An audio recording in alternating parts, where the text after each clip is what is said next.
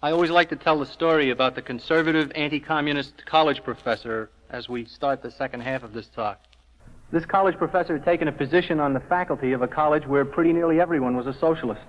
The students and the other professors were socialists, and he was all alone. He began to teach his course, and he found himself in almost complete disagreement with everybody there. His students wouldn't bend, nor would he, and each class was degenerating into a wrangle. One day the professor called a halt to all the arguments, and he said, I want everybody to write an essay. I'll assign the topic.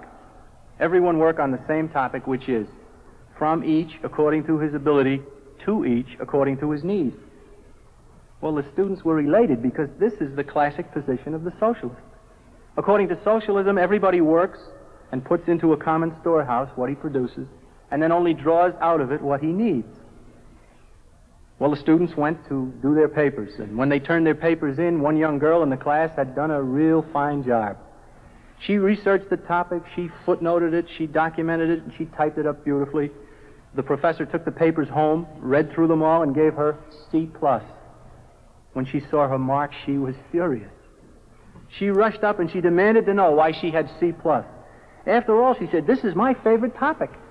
I did a great deal of work on this paper, and I was sure I'd receive a better grade. The professor smiled and suggested that she calm down for just a minute. Then he explained. He said, you know that fellow sits over there by the window? I think he plays football. Well, he really didn't do very well on this paper. In fact, he earned an F. And so what I did was I took some of your credits and gave you both C+. You know, from each according to his ability, to each according to his needs. Ladies and gentlemen, what I'm trying to demonstrate is that socialism is completely contrary to man's nature. You can imagine what the result would be in that school or any school if such a marking system were adopted. Before very long, everyone would be doing F-level work. So too in any other endeavor, from farming to manufacturing to ditch digging. Socialism cannot work because it is natural for a man to want to keep the fruits of his labor. Well, we talked about a conspiracy that wishes to rule us. This conspiracy, in fact, wishes to rule the whole world. We have a chart now that portrays the method of operation of the conspiracy. It will become more clear as we proceed. Right at the top, we have the elite, the oligarchy of which we spoke. Some want to call this the establishment. Some prefer the military-industrial complex. The John Birch Society uses the term insiders, which is a very good term. Whatever you wish to call it, it's simply a conspiracy to rule the world. The conspirators already have an organization to administer their rule. It's called the United Nations. That's what the UN is, a world government. Even the UN's advocates will agree on that. But isn't it generally agreed that the UN is kind of worthless? Perhaps you've heard, as I have, that the UN is powerless, a meaningless debating forum, an organization that really accomplishes very little. Certainly, most Americans would say, the UN is no threat. Well, I'm sorry, I don't believe that anymore. In fact, I think the UN is a distinct threat. Let me tell you why. The leadership of the United Nations is composed of three chief officials. The first is Mr. U Thant of Burma, who is the Secretary General. U Thant is a self-professed Marxist, who is, therefore, philosophically committed to the destruction of free enterprise. We're told that he's a neutral. Some neutral, huh? There are two chief undersecretaries in the UN. The first is Dr. Ralph Bunche of the United States. He was identified as a communist in sworn testimony before official government bodies by two American Negro communists, both of whom had known him in the communist movement many years ago. These two men, Leonard Patterson and Manning Johnson, had both been high officials in the communist apparatus. Each had been trained in Moscow. They both found out that the communists weren't trying to help the American Negro, but instead they were trying to use the American Negro. So Manning Johnson and Leonard Patterson both broke with communism and spent the rest of their time and their energy on Earth fighting the conspiracy. They each knew that Bunche was a communist. The other chief undersecretary is the Undersecretary for Political and Security Council Affairs. This is probably the most strategic position in the United Nations because this office carries jurisdiction for the UN in all military, disarmament, and atomic energy matters. It's a most important post. The man who holds it today is Leonid Kudakov of the Soviet Union. The fact that only communists get to be Undersecretary for Political and Security Council Affairs is not just a coincidence. We learned from Trygve Lie, who was the first permanent Secretary General and a predecessor of U Thant, that this arrangement was secretly agreed upon at the founding of the United Nations, and that agreement has been met ever since. Trygve Lie, in his book, In the Cause of Peace, written actually to praise the UN, said that he could not hide his astonishment at the fact that our country's representatives would agree to such a thing. The post of Undersecretary for Political and Security Council Affairs, again, has jurisdiction in all military affairs, disarmament affairs, and atomic energy matters. In 1961, President John Kennedy introduced a disarmament plan in a speech at the United Nations. The plan is called Freedom from War, the United States Program for General and Complete Disarmament in a Peaceful World. It was put together by our State Department and released as State Department Publication 7277. As you can see from this comment by then Senator Joseph Clark of Pennsylvania, this program is the fixed and determined policy of the government of the United States.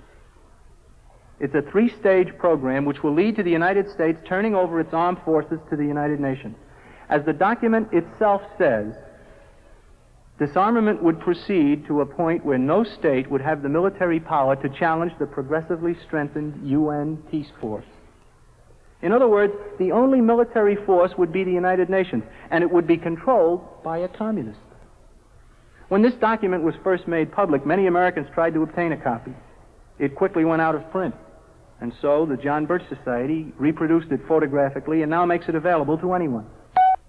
Today, if you write to Washington about it, you'll be told that State Department Document 7277 has been superseded and it's no longer in effect.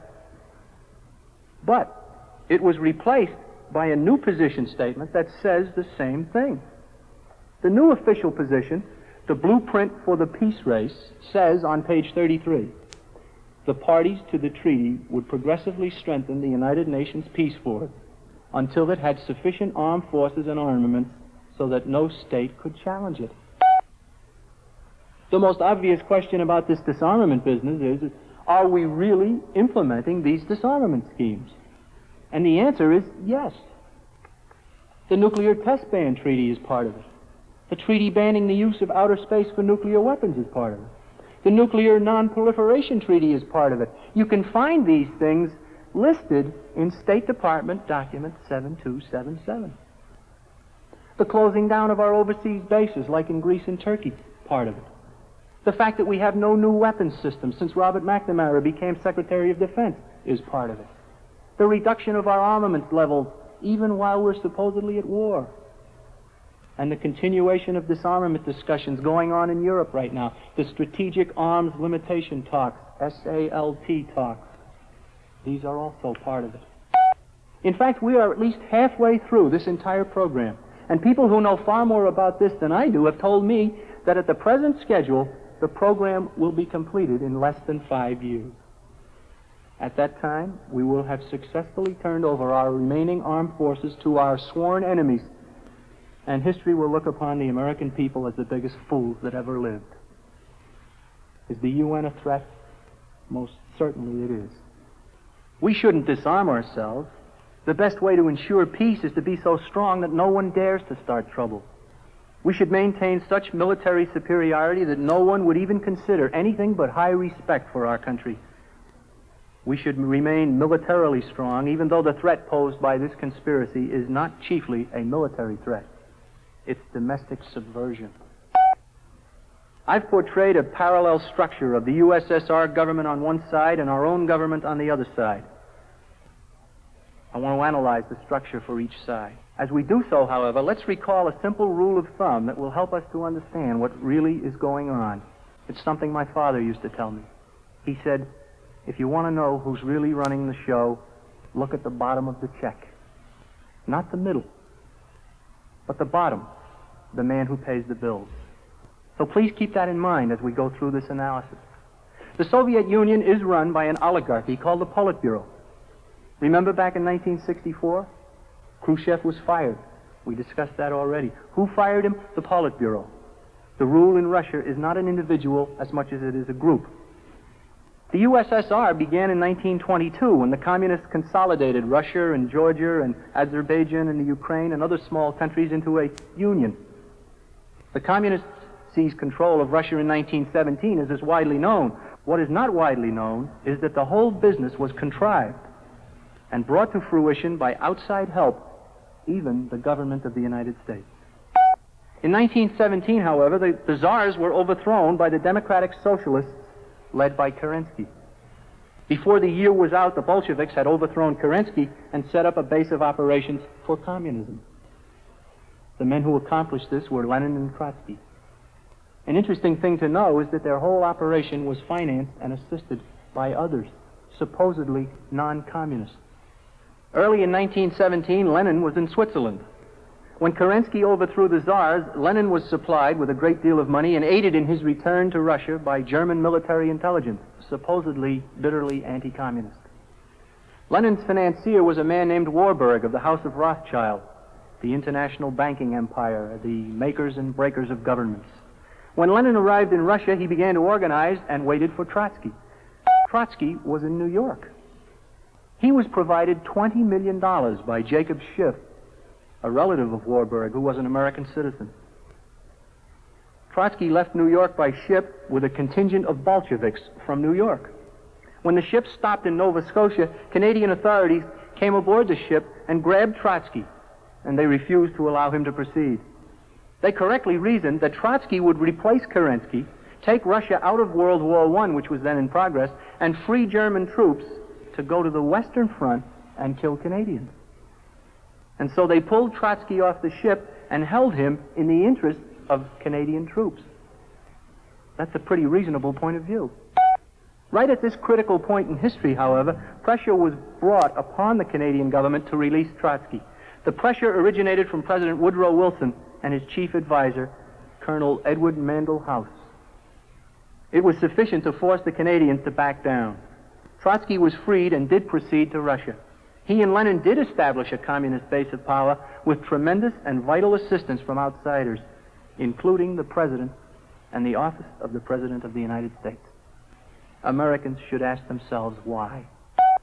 In the early 1920s, the communist government in Russia found itself completely unable to feed the people. Economic barbarism combined with drought had caused a terrible famine. The communists were in serious trouble and they needed help. The commodity they needed most was food. It's important to remember at this point that no one can deal with a citizen in a totalitarian state. You must deal with the government. When this terrible shortage of food developed, help was provided to the communists by our government. The Food for Peace program supplied nearly $90 million worth of food to Russia.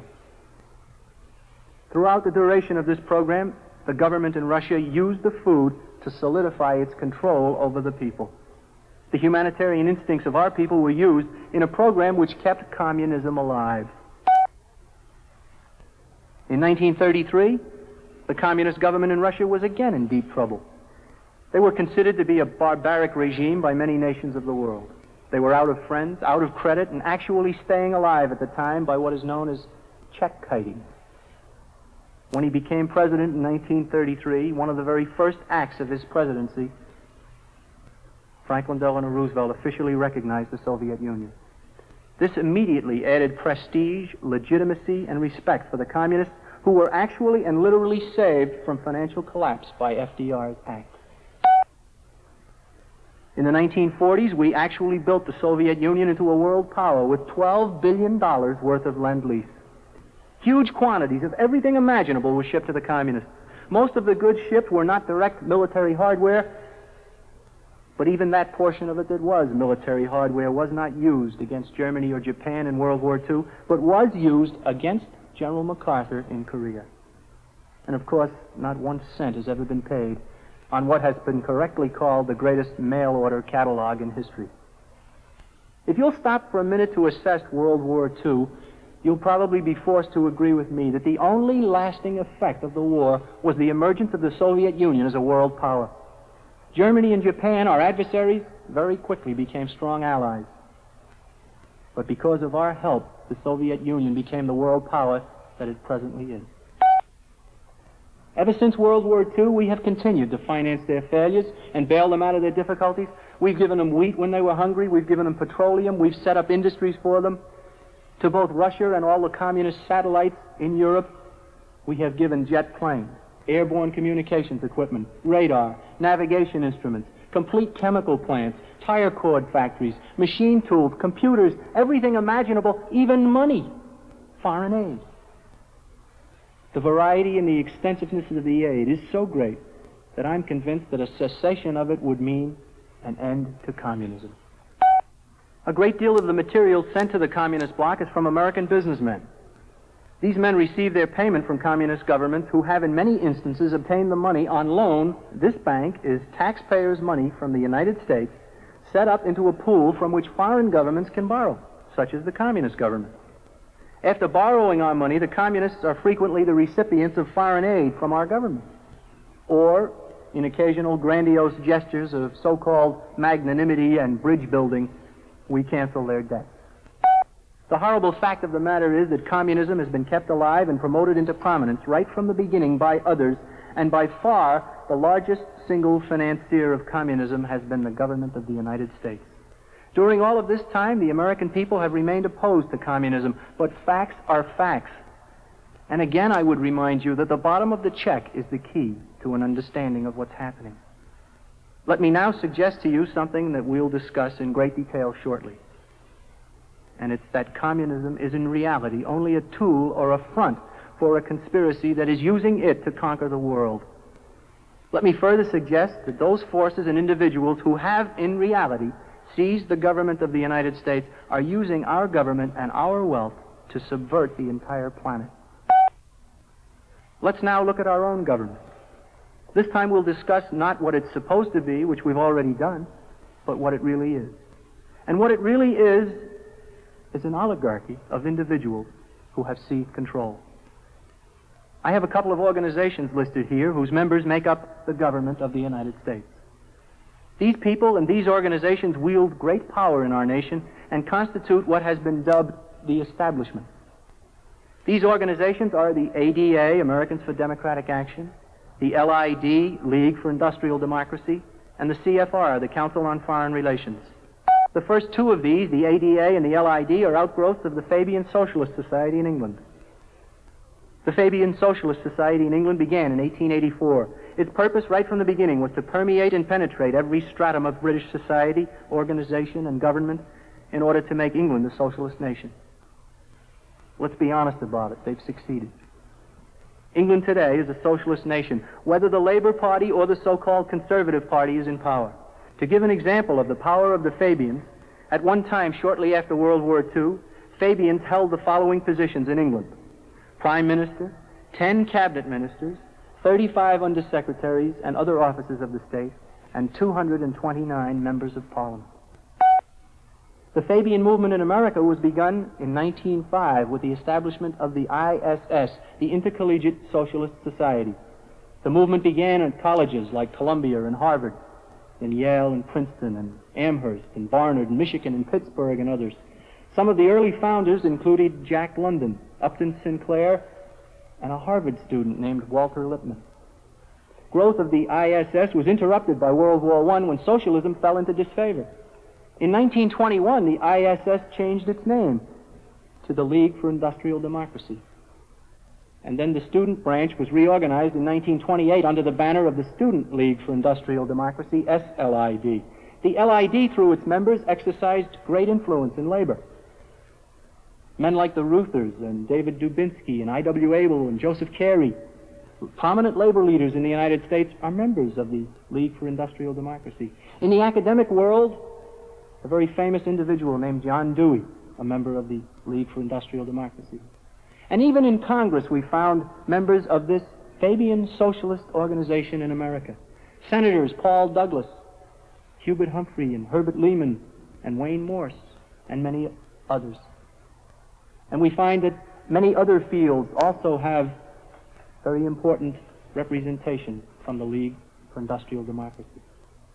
In 1962, the leaders of the Student League for Industrial Democracy changed the name of their group to the Students for a Democratic Society, the SDS. And the SDS is, of course, openly promoting Marxism and revolution in our own country. The ADA is the political arm of the Fabian movement. It began in 1947 at a meeting held at the Willard Hotel in Washington, D.C. Some of its founders include Hubert Humphrey, the Alsop brothers. And then we find men like Galbraith and Schlesinger and Walter Reuther and others, members of the ADA. In 1961, to give you an idea of how important this organization really is, 36 high officials of John Kennedy's New Frontier were ADA members. It's safe to say today that the ADA controls the Democratic Party, and there are also members of the ADA in the Republican Party as well. The third organization I have listed here is even more important. It's the Council on Foreign Relations. The CFR was organized when the United States Senate declined to have our country join the League of Nations. This was at the close of World War I. The League of Nations was to be what the United Nations is today. It had been constructed and proposed largely by this same Edward Mandell House, Wilson's alter ego, and other internationalists from around the world. When our senators said no to the League of Nations, House and his associates were in Paris. They and their British counterparts formed organizations to promote world government. The British formed the RIIA, the Royal Institute of International Affairs, and the Americans formed the Council on Foreign Relations. World government was the goal. World government sounds good to a great many people, but if the United States gets into world government, we'd have to merge with communists and socialists and all sorts of oligarchies. We'd have to forsake unalienable rights that came from a creator because these other countries don't recognize them.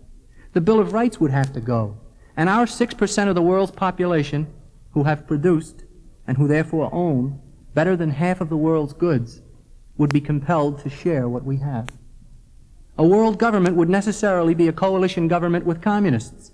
There's never been one of these that the communists didn't control. World government would mean an end to Americanism. What we should do, instead of watering down our principles, is to climb out of the socialist mess we're in and show the rest of the world how they too can produce more and live better through the adoption of limited government and free enterprise. The CFR, right from its incorporation in 1921, has promoted world government.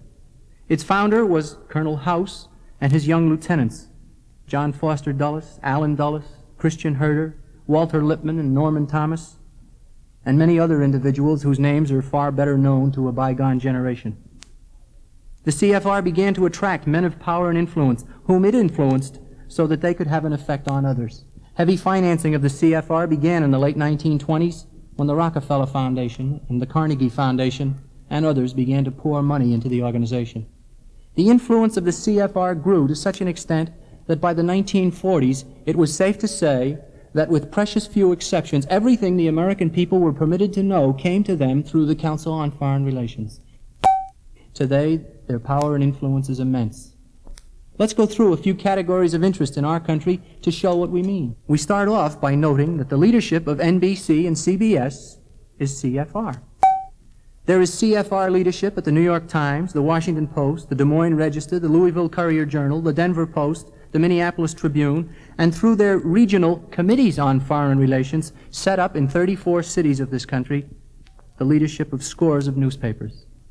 In the magazine world, we find CFR leadership at Time, Life, Newsweek, Look, U.S. News and World Report, and others.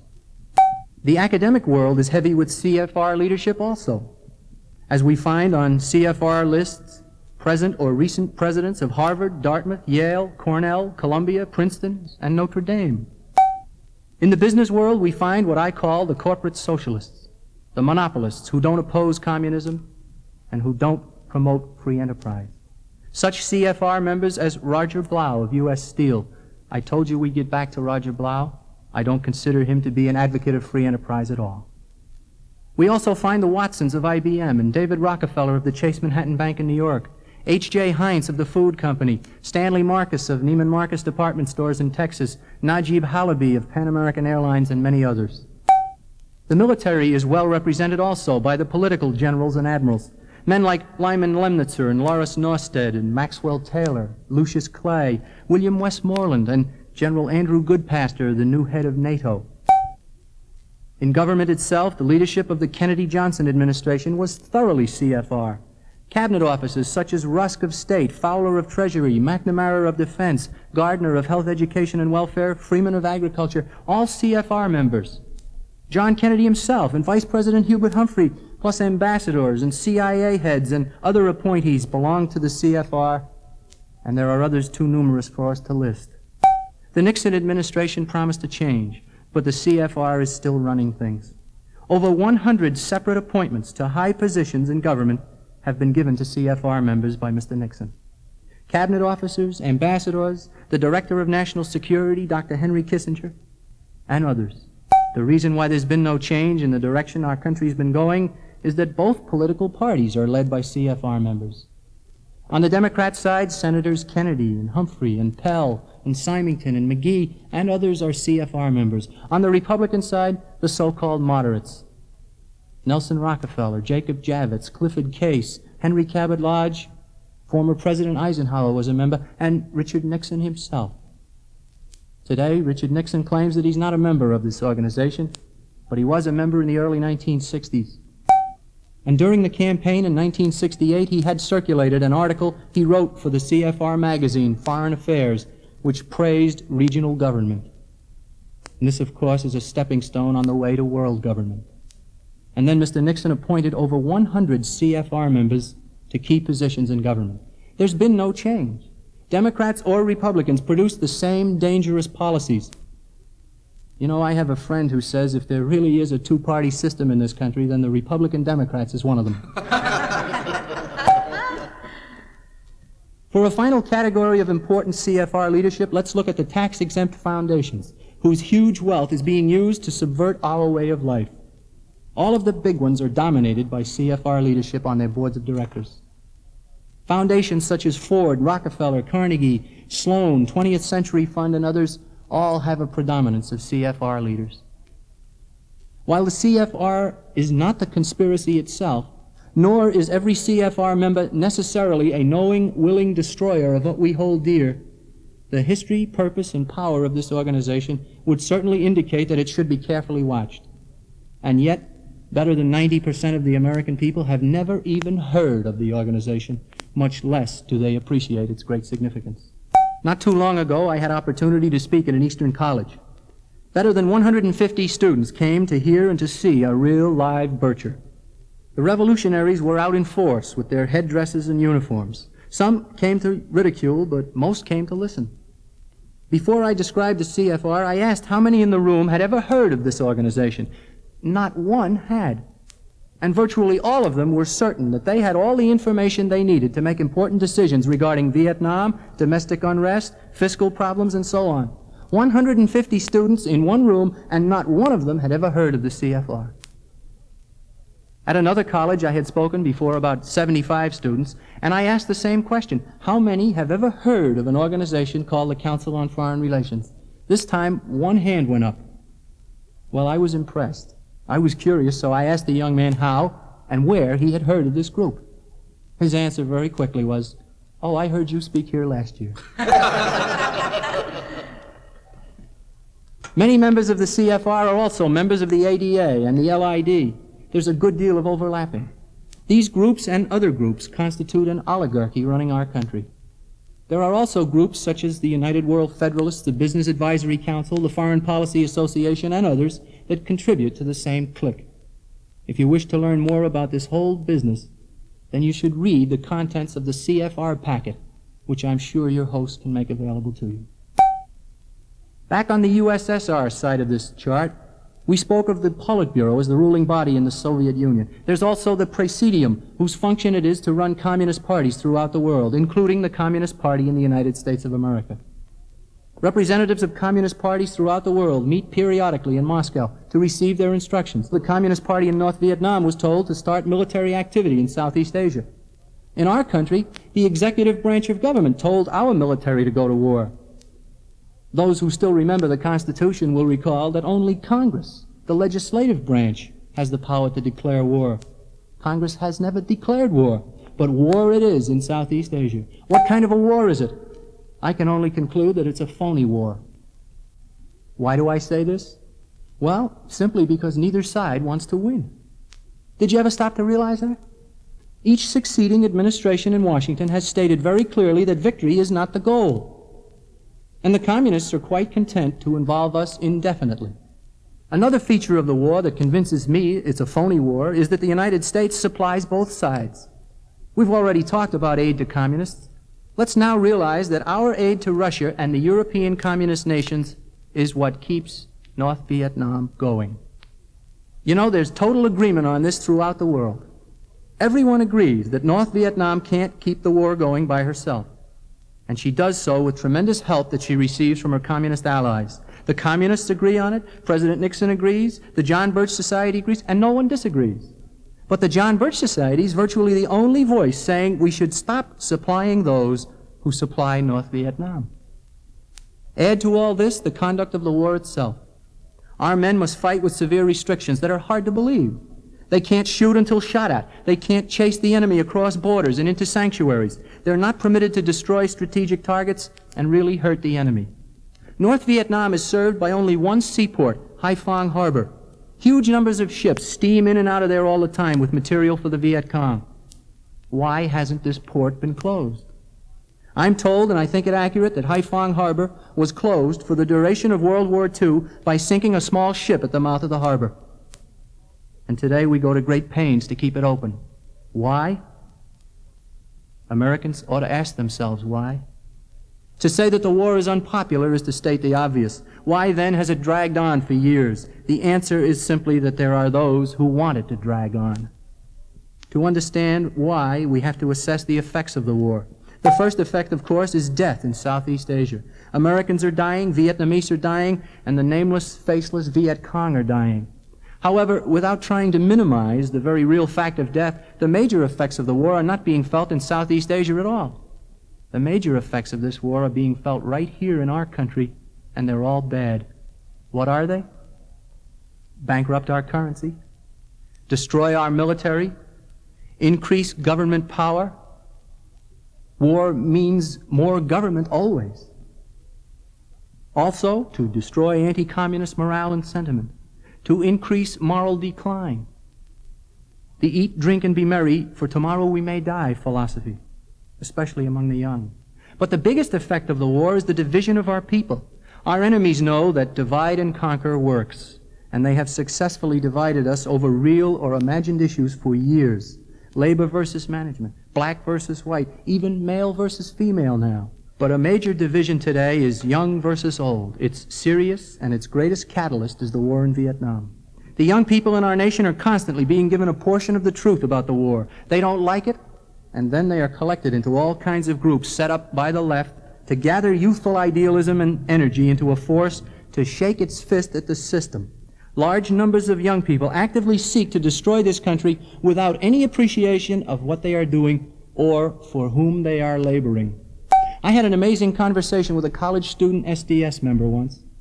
I asked him very frankly what he was trying to accomplish, and he responded, "I'm trying to destroy the American system." Well, I appreciated his frankness, but then I asked him, "What will you put in its place should you succeed?" He answered, "I don't know. I haven't considered that. I'm too busy."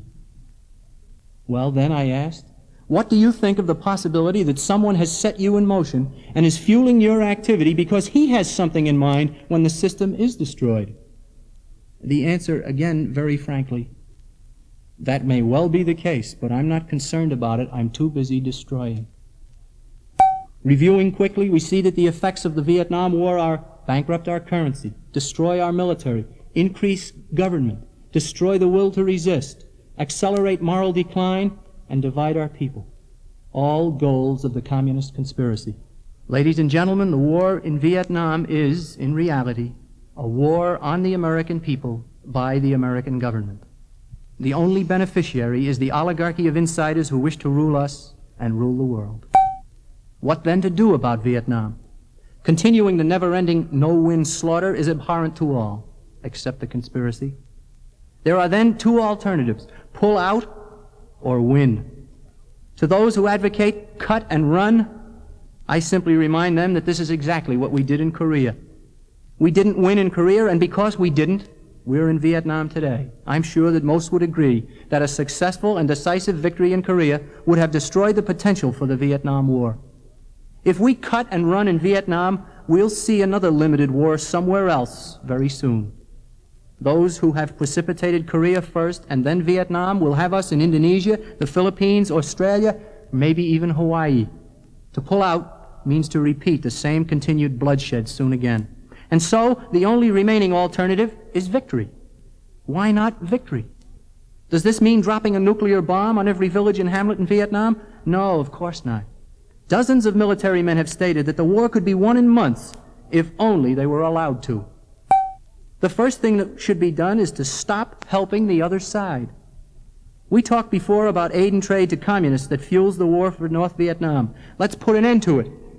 It is so extensive, in my opinion, that the war could not continue without American help to communists all over the globe. There are those who say that our aid and trade to communists is non-strategic.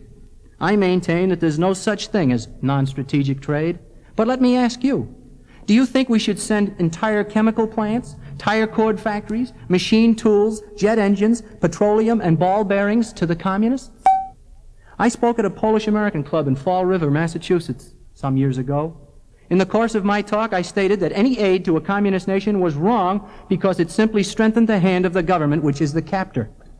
I stressed that any help, even food, could not get to the people except through the government because it's a totalitarian system. The government would then use even food to control the people. At this point, a man in the audience interrupted me. He said, "I'd like to confirm what this speaker has just said about trade. I've been to Poland 3 times in the past 10 years to visit my relatives. Each time, they have begged me to do what I could to get our government to stop helping theirs."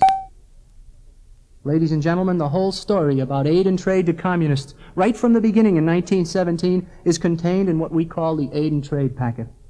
Please get one. Please read it. The next thing we should do regarding Vietnam is to remove the inhuman restrictions from our men. No man should be sent into battle until and unless that nation that sends him gives him every possible opportunity to win so that he can come back home unharmed as quickly as possible. I realize that the present leaders of our nation do not have victory as their goal. And so what I'm really saying by advocating victory in Southeast Asia is that we need to change the attitude of the present leaders, or we have to change the leaders. If we don't and allow the present attitude to prevail, we shall soon live in tyranny. Returning now to the communist side of the chart, we want to discuss the Communist Party, CPUSA, for a while. Let's start off by stating that the Communist Party is not the communist conspiracy. It's like the 10% of the iceberg above surface. In many respects, the CPUSA is also show business to deceive and to distract any potential threat to the communist conspiracy. But the CPUSA has a purpose, and it is important to understand it. For all of its existence, it has had 3 major areas of activity: peace, civil rights, and poverty. Except that the communists mean something quite different than most of us mean when we use these words. Peace to a communist means the absence of opposition. We mean, usually, the absence of conflict. That's a big difference. Peace will come in communist terms when there's no opposition to communism. Civil rights to a communist doesn't mean what most people who use that term mean. Civil rights to a communist means class struggle.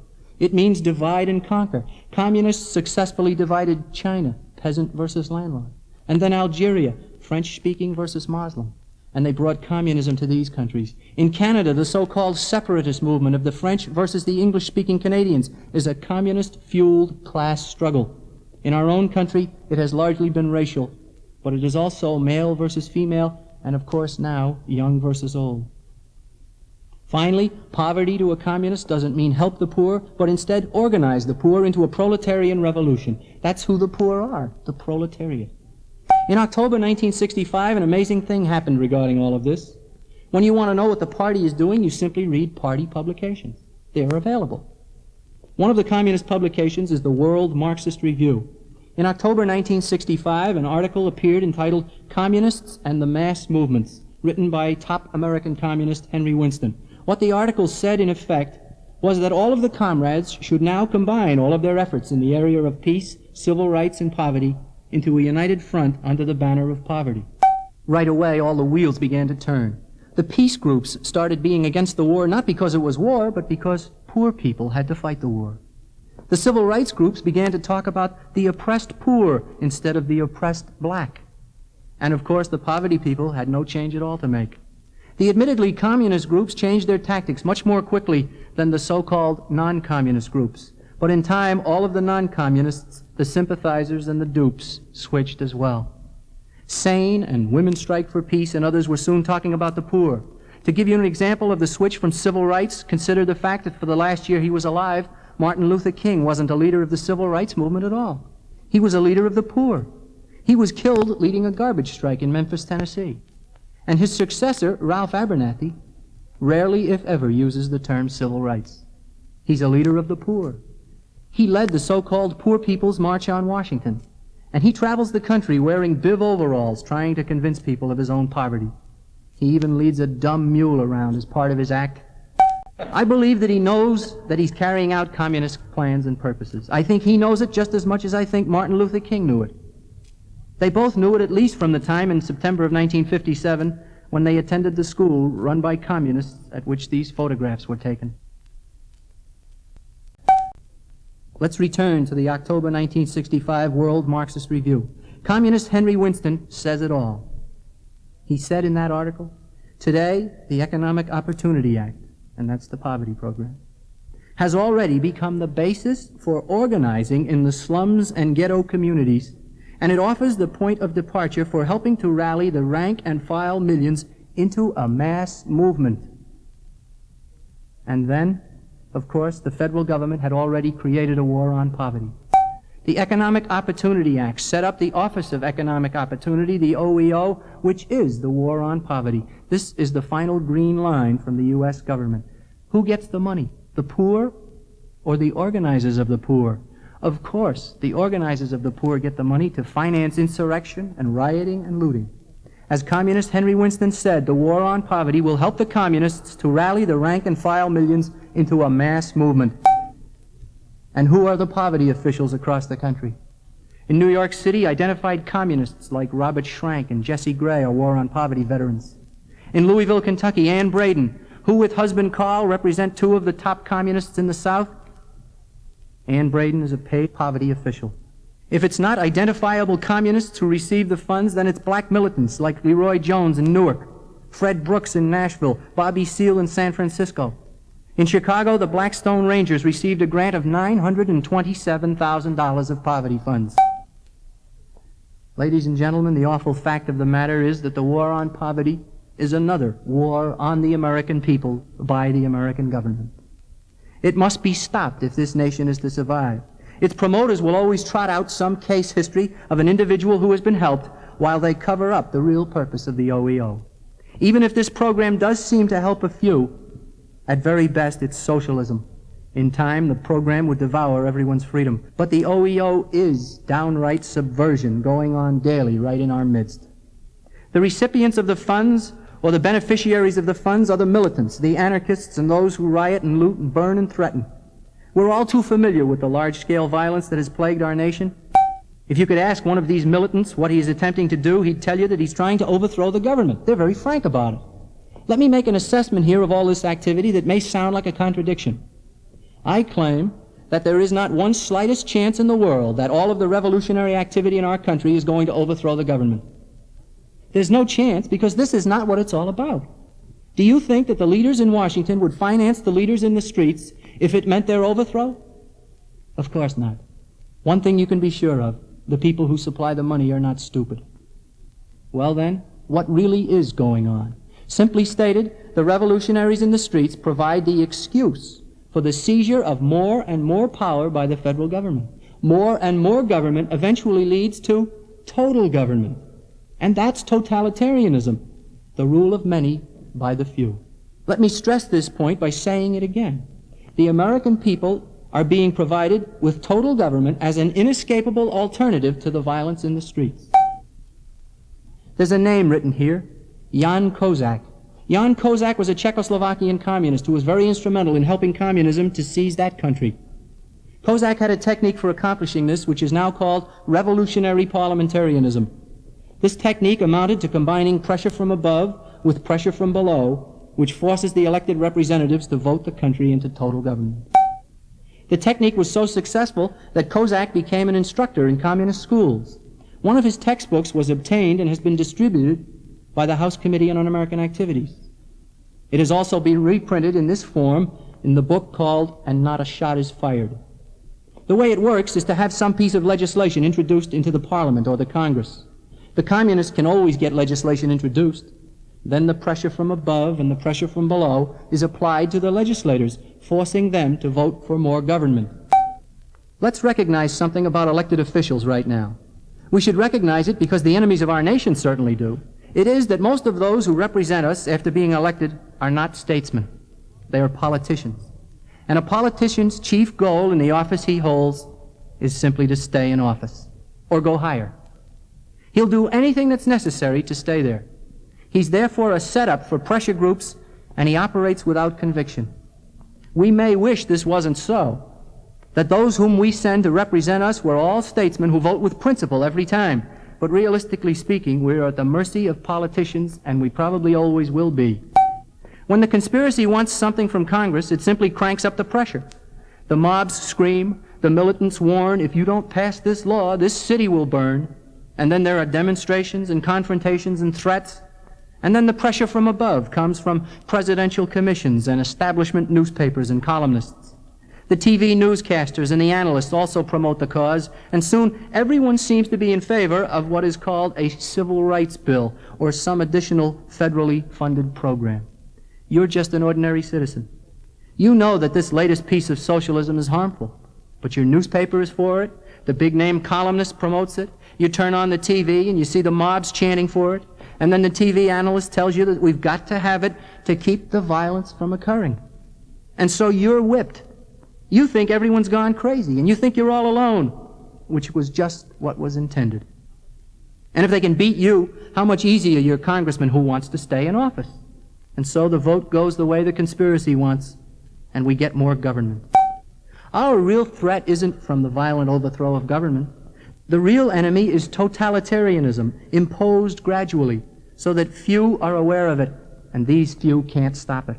What it boils down to is that the building of socialism is the communist revolution in America. The political process I just described is going on all the time, and it is working to build total government right here in our country. But an appreciation of what is happening will also show us a solution to the problem that's confronting us.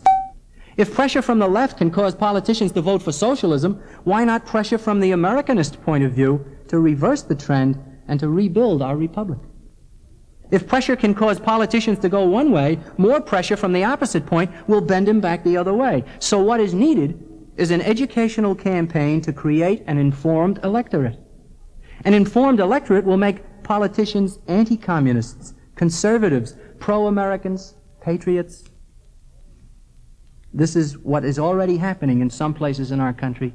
It must continue and accelerate. Keep in mind that the difference between a politician and a statesman is that the statesman thinks about the next generation and the politician thinks about the next election. The best word to describe a politician is mugwump. You know what a mugwump is? A mugwump is a fellow who sits on a fence with his mug on one side and his wump on the other. The American system of government was designed with three branches, the legislative, executive, and judicial. Each was given specific responsibilities and limited powers. One of the key features of our system was to have each branch check the unwarranted growth and assuming of excessive power by the other. This whole philosophy has been called the system of checks and balances. We've all heard and used the term. The legislative branch was to check the executive, and the judicial is supposed to check the other two, and so on. We still pay lip service today to this important principle in our country, but for all intents and purposes, it doesn't exist anymore. Just take a look at the huge bureaucracy run by the executive branch, and you'll see how powerful they've become. Let me illustrate what has happened. I have a small Senate Internal Security Subcommittee report here entitled Interlocking Subversion in Government Departments. This was a summary report based on a large collection of testimony and research. It carries the date of July 30th, 1953. The subcommittee was chaired by Senator William Jenner of Indiana. Right here on page 3, the report carries a bold headline that says, 2 Soviet rings not exposed. The text goes on to discuss the known existence of 4 Soviet espionage rings operating within our government and the fact that only 2 of these rings were exposed. The first of 12 conclusions made by this subcommittee reads as follows. The Soviet International Organization has carried on a successful and important penetration of the United States government, and this penetration has not been fully exposed. Each of the other conclusions is equally startling. This was 1953. A United States Senate subcommittee charged with the responsibility to watch the executive branch learned of Soviet spies within that branch and reported their discoveries to the American people. But from then until now, there have been no further exposures of communists in government. Why not? You would certainly think that these senators, at least, would pursue the matter, wouldn't you? Here's what happened. During this same period, another senator was actively seeking to expose subversion in government. This was Senator Joseph R. McCarthy. Senator McCarthy's efforts were through the Government Operations Committee, of which he was the chairman in 1953. McCarthy had already demonstrated that he meant to expose communists in government, and he was doing just that. Early in 1954, he was investigating the Defense Department's installation at Fort Monmouth in New Jersey. He found communists. This was the famous Army versus McCarthy controversy. He also found that there were important leaders of our own government who were trying to protect communists and block his efforts to expose them. McCarthy learned of a closed-door, high-level session in Washington that had been held for the specific purpose of stopping McCarthy. The meeting was held in the office of Attorney General Herbert Brownell. Top presidential assistant Sherman Adams was there, along with Henry Cabot Lodge, then the ambassador to the United Nations. Also present was a deputy attorney general named William P. Rogers, President Nixon's Secretary of State. When McCarthy got wind of what was going on in high places, he did what I would hope all men in such a position would do. He took his searchlight from the Communist Party and he shifted it to the seat of government itself. He demanded to know why high officials in government were interested in stopping an investigation of subversion into our own government. And although McCarthy had been a severe thorn in the flesh of the insiders and had been calling attention to embarrassing situations, when he went after the big shots themselves, he had to be destroyed. And with him, any potential for congressional exposure of subversion in government. The means used to stop McCarthy was a letter from President Eisenhower addressed to the Secretary of Defense, dated May 17, 1954. It directed the Secretary of Defense to instruct his personnel not to cooperate with Senator McCarthy's investigation. However, this letter effectively put a stop to all congressional investigations of the executive branch of government. From that day forward, government personnel refused to testify, to supply documents, or to cooperate in any way at all with investigations. From May 17, 1954 until today, there have been no investigations of the government by the duly commissioned representatives we send to Washington to perform that function. In 1960, a congressman from California studied the effect of the Eisenhower letter, and he showed that the letter had been cited better than 40 times to withhold information from Congress and the public. In my considered opinion, if President Eisenhower had done nothing else in his entire career but simply issue that one letter, he deserves the full repudiation of the American people. We know that there were communists in government as far back as 1953. The U.S. Senate Internal Security Subcommittee told us.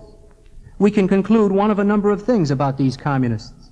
That they stopped being communists, that they died or resigned and did not replace themselves, or that they continued to be communists, and that they brought men of like mind into influential positions in our government whenever possible, and that they are still there.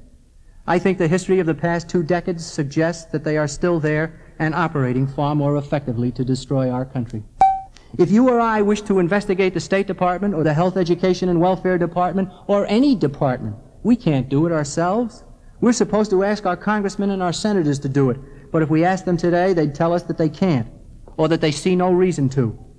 What they really mean is that they won't. During the campaign of 1968, Richard Nixon promised to investigate the State Department, but he hasn't. And as a result, the already gigantic federal bureaucracy grows and grows, and total government is staring us in the face. An important lesson to be learned by anyone who would oppose this conspiracy is that any effective opposition to it must be directed at the insiders, not at their Communist Party. If you want to be effective, you must fight the covert, not the overt. You must direct your attention and exposure to the bottom of the check. When McCarthy did that, they had to destroy him. They hounded him to his grave in 1957, and they've continued to hound him ever since. He was a distinct threat to the whole conspiracy. Of Joseph McCarthy, I like to say, once there was a man, God give us more.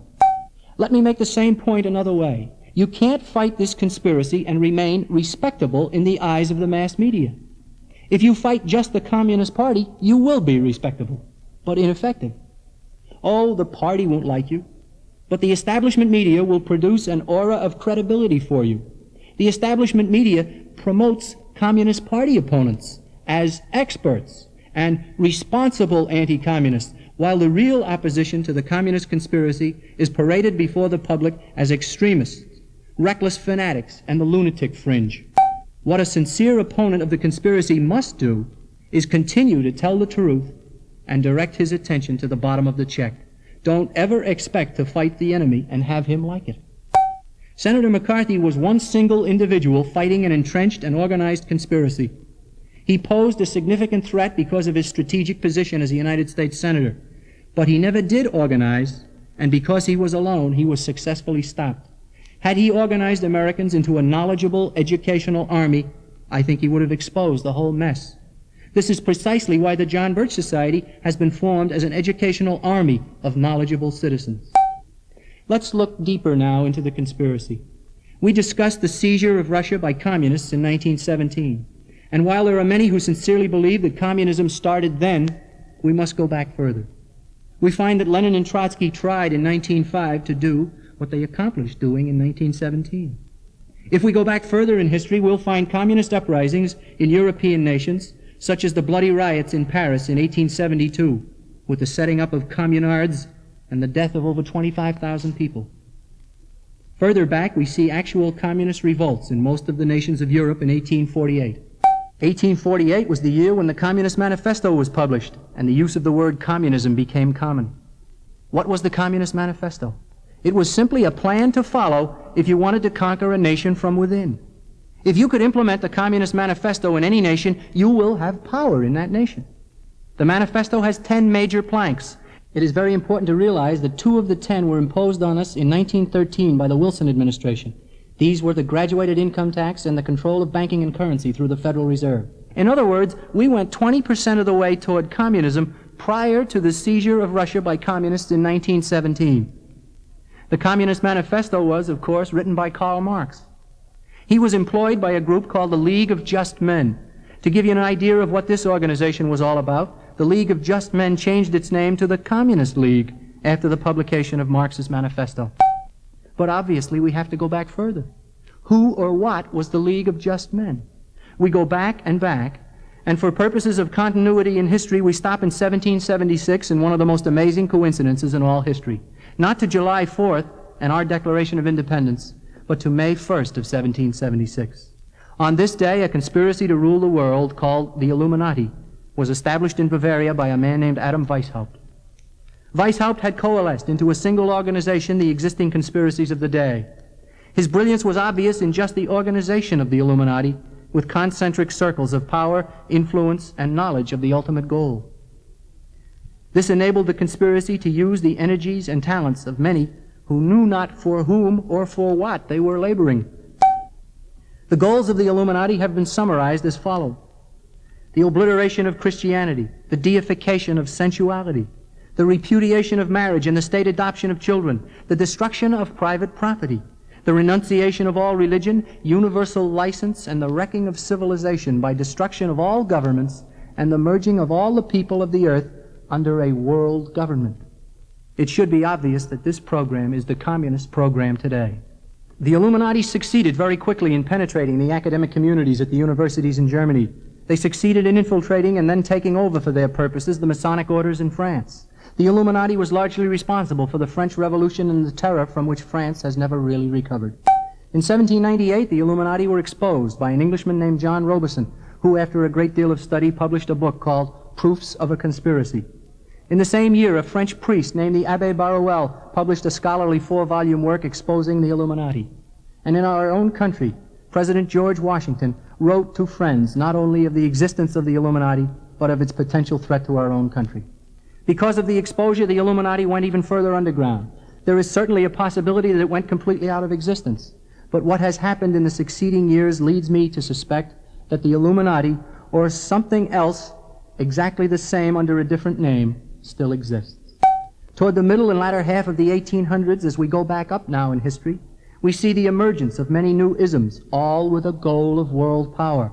These were communism, socialism, nihilism, anarchism, syndicalism, which would be taking power through the labor movement.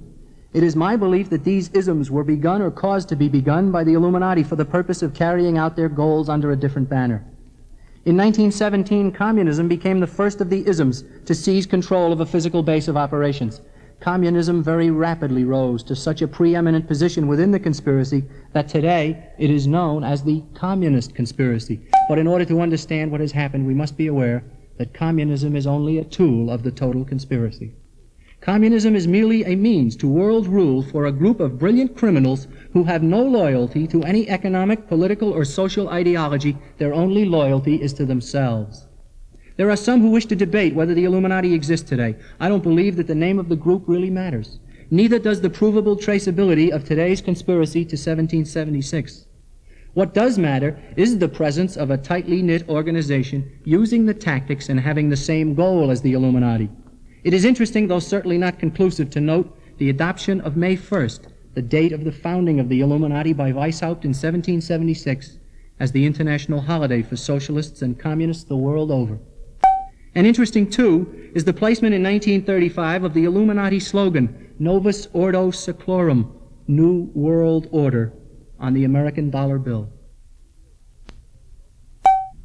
We realize that the very notion of a conspiracy above communism is completely new to most Americans.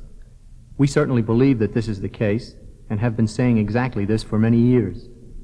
Some have examined our point of view and held back from complete acceptance for the simple reason that no one has ever defected from this grand conspiracy to tell us about it. Their argument has been, if this conspiracy exists, then it is reasonable to expect that someone at some time would defect from it and tell the world about it. There never was such a defector, as there certainly has been from the communist movement and other lesser conspiracies. This was true until recently. And now there is a source of information about this conspiracy from the inside. In 1966, Dr. Carroll Quigley wrote a lengthy book entitled Tragedy and Hope. Dr. Quigley is a professor of history who has spent most of his years at Harvard and Princeton and is now at Georgetown University in Washington, D.C. Tragedy and Hope is a history of this grand conspiracy. In this book, Dr. Quigley tells us of a secret network operating both here and in Europe to control the world. He details the role played by the Rothschilds and other banking families, the part played by the Council on Foreign Relations and its English equivalent, and the participation in this network of men like Edward Mandell House, the Dulles brothers, Walter Lippmann, and many others. Amazingly, however, Dr. Quigley does not tell us of this conspiracy because he opposes it. In fact, he thinks it's wonderful, and he is proud to be a part of it. In his book, he states, I know of the operations of this network because I have studied it for 20 years and was permitted for 2 years in the early 1960s to examine its papers and secret records. I have no aversion to it or to most of its aims and have, for much of my life, been close to it and to many of its instruments. I have objected, both in the past and recently, to a few of its policies, but in general, my chief difference of opinion is that it wishes to remain unknown, and I believe its role in history is significant enough to be known. So says Dr. Quigley. Tragedy and Hope is, in fact, important corroboration for the thesis we have proposed. It is so important that Mr. W. Cleon Skousen has written a 130-page review and commentary of Quigley's amazing book. Mr. Skousen is a former official with the Federal Bureau of Investigation, a former police chief, and a longtime student of this conspiracy. Rather than suggest to you that you struggle through the 1,300-page Tragedy and Hope, let me urge you to read The Naked Capitalist by Mr. Skousen. The insight it provides will help you to understand better what is happening to us so that you may be better equipped to do something about it. What we are facing today is nothing more nor less than the long continuing struggle of the forces of good versus the forces of evil. Evil has always been organized, and the forces of evil have always used collectivism and amorality as the tools of tyranny. Today is no different. What do I think is at the root of this evil? Let me refer you to Robert Welch, a man in whom I have great confidence. He has repeatedly called our adversaries satanic and diabolic, and this is exactly what I mean. And so we are now out of the realm of politics and economics. We are now squarely in the area of morality. In truth, this is good versus evil and light versus darkness. It is a moral struggle, and it must be seen in that way if an individual means to persist in the fight. It is reasonable to ask how the conspiracy gets its recruits, and how it can get so many to do its will. Let's discuss the question of gaining recruits. We'll do it by detailing a case history of just one attempt to entice a young American into the conspiracy, and I think you'll see how they work. The subject of our example is a member of the John Birch Society today. He was a student at Harvard in the 30s, and he was one of the brightest men in his class. He found himself adopted by a professor who gave him extra attention, introduced him to many important people, and showed him many of the ropes. Our student was certainly most appreciative. Just prior to a summer vacation, the professor suggested to his prized pupil that he take a job in Washington, among some really big people. In fact, the professor had already arranged an interview for him in Washington if he'd make the trip. Well, our student went to Washington and was interviewed. He was accepted for the position right away, also. Before he agreed to take it, however, he wanted to think it over a little bit further. When he got back to Harvard, he sought out his professor and told him that he decided to pass up the job. In effect, he said, "Thanks, but no thanks." The professor was livid, and his extreme reaction startled the student. But the student did go home to California and did not go to Washington. When he returned to Harvard the next fall, the professor ignored him. No more extra attention, no more friendliness. In fact, our student had been dropped like the proverbial hot potato. He couldn't understand why in light of the previous excessive attention. About 15 years later, however, he did find out why, when he learned that the man with whom he had interviewed in Washington was Assistant Secretary of the Treasury, Harry Dexter White, who had just been identified as a communist. What had happened was that our student had been invited into the conspiracy, had refused, and so they dropped him. The conspiracy looks for self-promoters. I don't know what caused our student to turn down such an obviously good opportunity. Perhaps to be with family, a girlfriend, or maybe even something frivolous. The important thing to the conspiracy was that he was not possessed of all-consuming ambition, and so they weren't interested in him. What they are interested in are those who will put aside other considerations, especially moral ones, in pursuit of money, power, and influence. So you see, moral principle is the enemy of the conspiracy. These men have already seized top echelons in practically every field. They can make you if you play according to their rules. And the temptation to a moral weakling is more than most can bear. If you are willing to put aside your moral convictions and the eternal truths, you are a potential recruit for the conspiracy.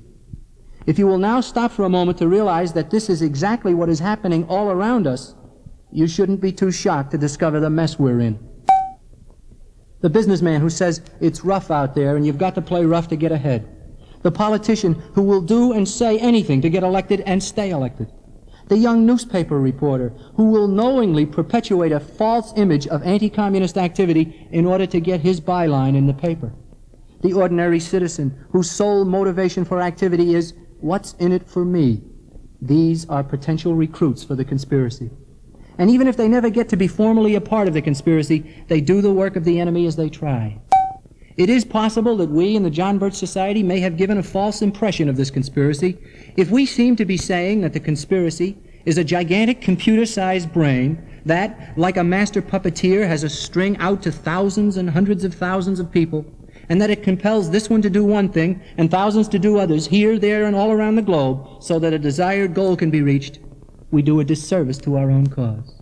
That is not precisely how it works. No one brain can accomplish all of that. The way the conspiracy works is to seize the influence-molding positions.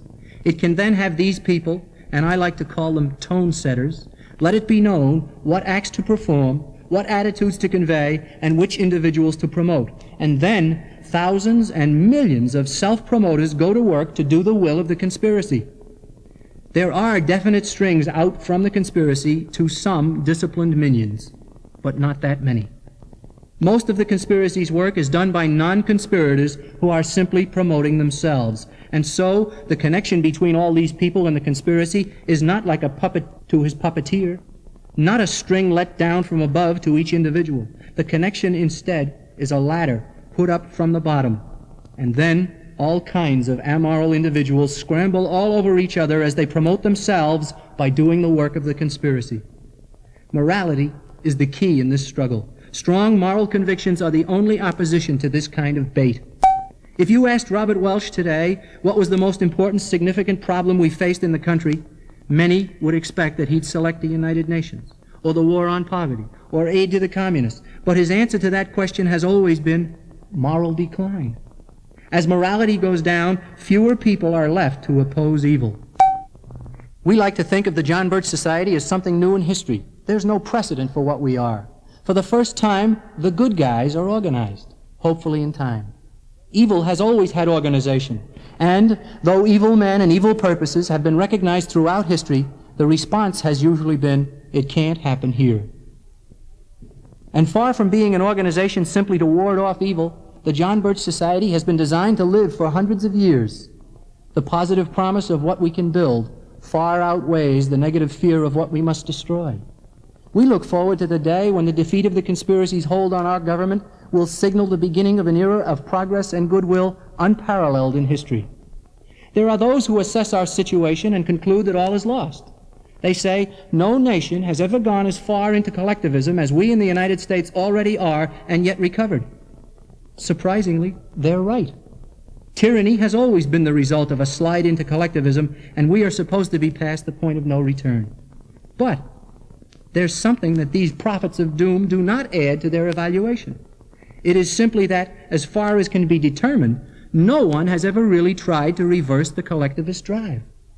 And so, while we recognize the truth in the fact that no nation or civilization has ever pulled out when they were as far along as we are, who's to say that we can't be a first? Do we give up, or do we try? We in the John Birch Society believe that the fight for freedom won't end until we give up. And we're not quitting, ever. How does the John Birch Society go about its work? This final chart says it pretty conclusively.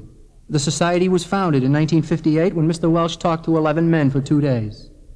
After analyzing the problems and the possible solution, he proposed an organization that would use education as its strategy and truth as its weapon. And so the John Birch Society was born. In slightly over 10 years, it has become by far the largest single force opposing the communist conspiracy in the entire world. The Society has a staff of close to 200 people, half of whom are field coordinators. These men cover the entire nation and spend all of their time organizing, recruiting, instructing, and helping in many ways to promote the goals of the Society. Our strategy includes the use of concerted action. We don't wish to scatter our efforts. I think it's safe to say that everyone in this audience has a pet peeve. If we wanted to, each of us could spend all of our time fighting in this one area. If we did, few, if any, would succeed. So what we in the John Birch Society do is accept the leadership of a man who has a tremendously deep understanding of the conspiracy. He tells us where the conspiracy is most vulnerable and how best to fight the fight. The bulletin of the John Birch Society carries a continuing agenda of projects which members are requested to work on each month. Let me amplify what can be accomplished by concerted action. If the American people could be made aware of the effect of aid and trade to communist nations, they'd put a stop to it. And if aid and trade to communists were stopped, the war in Vietnam would cease. The communist nations would fold, and the conspiracy's hold on our government would be broken. Sufficient exposure of just this one subject would accomplish defeating the conspiracy, so why go off on scattered projects? We don't put all our eggs in one basket, but we certainly don't scatter our efforts so much that there's little chance of accomplishing anything. To dispense our educational materials, we've been forced to create our own channels of communication. We have 2 magazines, American Opinion, the monthly, and Review of the News, a weekly. The circulation figures of these 2 magazines are not overwhelming, but reprints of articles from these publications, totaling several million copies, make these magazines very potent indeed. We have the largest speakers bureau in the United States, if not the world. Not much more needs to be said about that. Each of the speeches serves as an introduction to scores of newly awakened Americans, and the talks are heard all over the nation. Members of the John Birch Society operate a chain of American Opinion libraries and bookstores.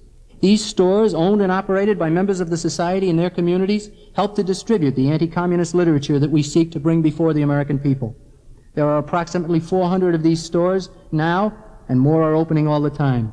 The Society produces and distributes films and film strips on foreign policy, domestic turmoil, and other important topics. Even more important, we obtain audiences for them. These also serve as a significant introduction to the entire problem. We publish our own books in order to present solid information to anyone who'll read it. The Fearful Master on the United Nations contained in this packet. It's very simple on civil rights, and dozens of paperback books of the past that we've brought back. And we have formed ad hoc committees. Sometimes people insist on calling these organizations front groups. We're aware that the communists form front groups, but we insist on calling ours ad hoc committees. The most significant difference is that a communist front group conceals its ultimate goal and the fact that it's communist. Our ad hoc committees operate openly and forthrightly, and no one is ever asked to endorse or join one without knowing that the John Birch Society is behind it. Many people who get involved with one of our committees do end up in the John Birch Society. Certainly, some prefer just the limited activity in the committee. We have trained to restore American independence now, which is concerned with foreign policy. We have TACT, Truth About Civil Turmoil, concerned with the domestic problems. We have Support Your Local Police Committees. We like to stress that the emphasis is on the word local. We want no national police force because a synonym for national police force is Gestapo. We are especially concerned about federal aid to police forces because it is certain that what the federal government finances, it will eventually control. Our newest ad hoc committee is the Movement to Restore Decency, Motor Read. And isn't this needed? This is a campaign to halt the moral tailspin we are in and to begin to bring decency and morality back into prominence. Motor Read has been very active in the drive to combat sex education in the schools, pornography, drug abuse, sensitivity training, and the beginning of government control of population. At the end of the founding meeting, Robert Welch said, "All we must find and build and use to win is sufficient understanding." That says it all. We need more people to take up this fight in many more communities across the country.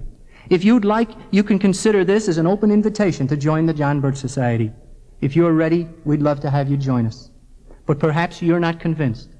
Or, looking at it another way, perhaps we haven't proven to you what has obviously been proven to us. We operate with the full realization that individuals require varying amounts of evidence to convince them of the truth of a thesis.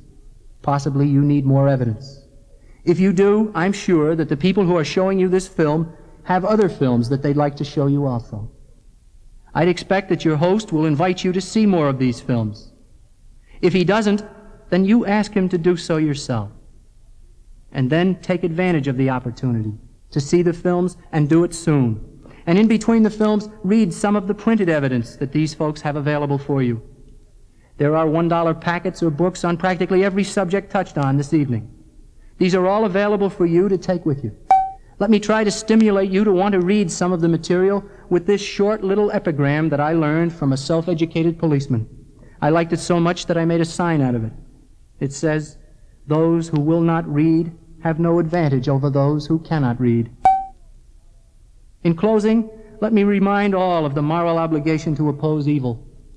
And let me reluctantly add that your responsibility, because you are an American, is greater than that of a citizen from another country. Because it is our government that is now the chief promoter of this conspiracy, our responsibilities are double. And because we are the heirs of Americanism, we owe it to the future to preserve it, to protect it, and to help others to enjoy its fruits. The challenge is there, the opportunity for good is there, and the need is certainly there. So, let's go to work. Thank you. May God bless you and inspire you all, and may God bless America.